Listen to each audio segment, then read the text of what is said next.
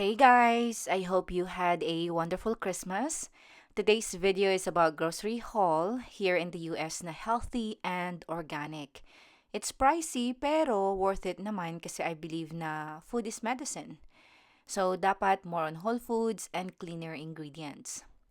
I usually go to the grocery store siguro mga once or twice a week and these are my typical groceries na binibili ko. At minsan, hinuhoard ko rin kasi minsan walang stock sila katulad ng milk. Kaya medyo nakikita niyo, medyo maraming milk dito. Anyway, let's get started.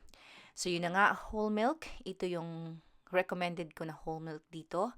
7 something, half a gallon. And then sour cream kasi gagawa ako ng banana bread. And then yung chicken, $11.99 for a pound. Kaya kumuha na rin ako ng whole chicken kasi mas mura at ako na mag-butcher ng chicken. And then this one is naka-sale, hindi organic pero okay na rin.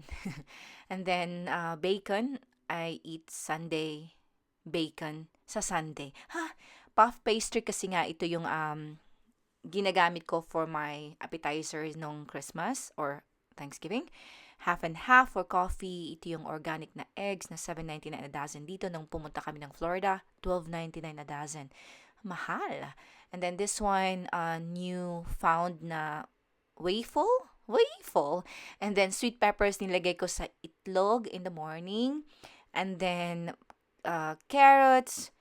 Ito mahal na Japanese yam, organic, $6.49 sa isa lang. And then these are lemons, $1.54 for 2, and then 19 cents. Ito yung pinakamura dito na ginger. And then $30 na organic maple syrup na ginagamit ko for coffee with a little bit of brown sugar. And then sa avocado ay ano naman siya, hindi kailangan na organic. So, avocado or avocado. Wow. Alright, so dark sweet cherries kasi gumawa ako ng salad, lagyan ko ng cherries. Anyway, this is yummy crackers.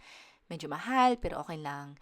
And then, toothpaste na cleaner version, kumbaga, ng toothpaste. And then, next ay, toothpaste pa rin. What else? Ito ay for pangmadalian na breakfast. Cereal, pero mas cleaner and quote-unquote healthier. And then, hindi nawawala talaga yung spinach. For everything, halos na nilagyan ng spinach. Pero kung meron ako malunggay, I'd prefer na malunggay. And then this is the dish soup. Soup or soap? Dish liquid soap or soup. Parang soup ata. Char.